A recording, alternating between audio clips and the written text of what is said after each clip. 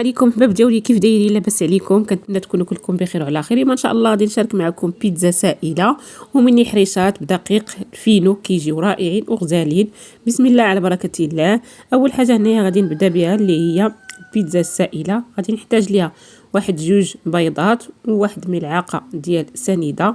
كنخلط السنيده مع البيض مزيان، وغادي نضيف عليهم واحد الياغورت طبيعي، وغادي نضيف المطرد باش غادي نسمو هاد البيتزا. كنخلط المكونات مزيان مع بعضياتها.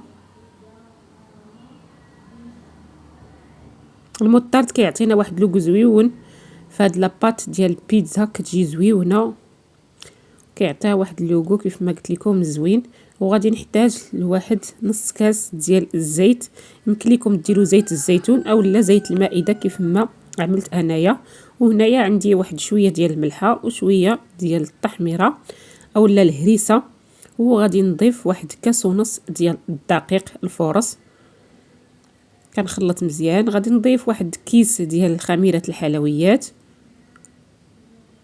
وغادي نضيفو لادان دفيني، ونضيفو الفرماج الاحمر. وكنخلط هاد المكونات مزيان مع بعضياتها. هاد الطريقه ديال البيتزا سائله كتجي زويونه وكتجي رائعه وخفيفه بزاف.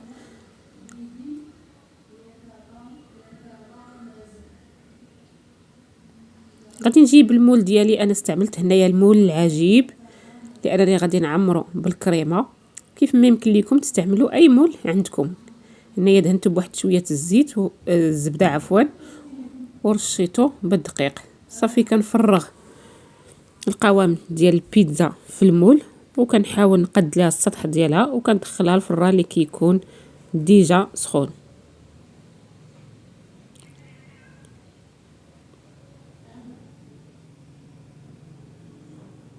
وهنايا غادي ندوز باش نوجدوا الحريشات اللي كنحتاج ليهم. واحد جوج بيضات، كاس لاروب ديال سنيده. كنخلط سنيده مع البيض، وغادي نضيف الحليب كاس، وكاس ديال الزيت، وغادي نضيف دقيق الفينو اللي كيكون مغربل واحد جوج كيسان، وغادي نضيفو واحد كيس ديال خميره الحلويات.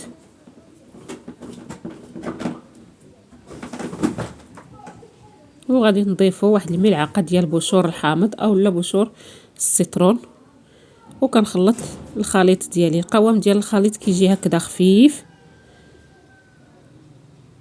هنايا غادي نجيب القوالب ديال ليكيش اللي دهناهم بالزبده ورشاهم بالفينو، وغادي نبدا كنفرغ في القوام ديال الحريشات. تقريبا هنايا كنوضع معلقه ونص ديال الخليط في كل مول.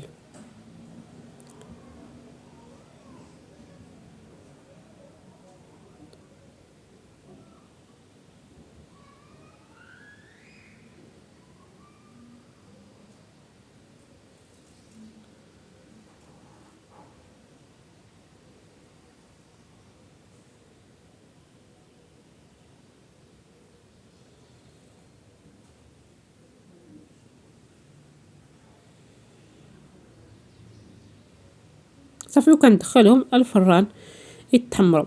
من بعد ما كطيب ليا البيتزا، هانتوما شوفوا الشكل ديالها كيفاش كيجي رائع وكتجي خفيفه. غادي نحتاج لواحد الحك ديال جبلي اللي منسم بالثومه. غادي نضيف ليه واحد المعلقه ديال الكريمه او لا جوج معالق ديال الحليب. كنخلطهم مزيان غير هكذا باش تطلق ليا الكريمه، باش ملي نبغي نخرجها من البوش تجيني سهله.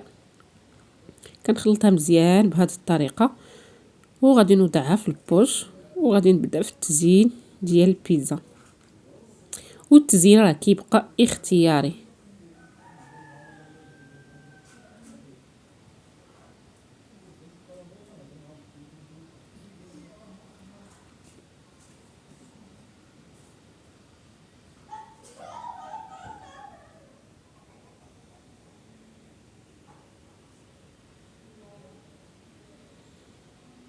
صافي كنعمل هكذا وريضات كنستمر بهذه الطريقه حتى غادي نكمل هاد الوسط ديال هاد البيتزا بهذا الشكل.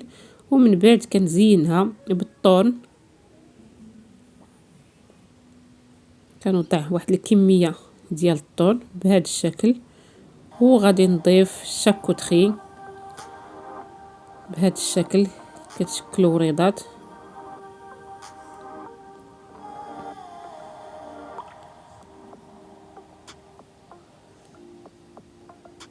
بهذه الطريقه.